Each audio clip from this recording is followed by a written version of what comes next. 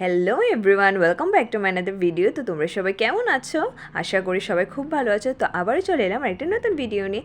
তো সন্ধ্যায় আমি আর আমার চাঙ্গোসোনা বসে এখানে কিটকেট খাচ্ছিলাম। বলেছিলাম যে আমিই ছিঁড়ে দিই, বাট না, ও নিজে নিজেই নাকি ছিঁড়তে পারে। তো বড় হচ্ছে তো সব কাজই নিজে নিজে করা দরকার। এনিওয়ে, এদিকে বাবা এনেছিল 1/2 কিলো মাটন। তো মাকে বলেছিলাম হান্ডি মাটন বানাতে। তো মা বললো যে না, মা নাকি পারে না। তো যাই হোক, না পারেরই কথা।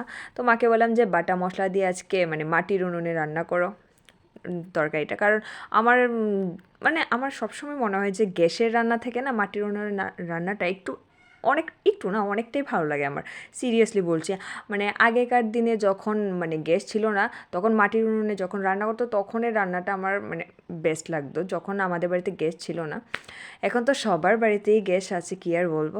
এনিওয়ে, আজকের মাটনটা কালকে রান্না হয়েছিল, মাটনটা কিন্তু বেশ ভালো হয়েছে। আর আমার মায়ের হাতে রান্না, কি আর বলবো, সবসময় ভালো হয়। তো চলো দেখা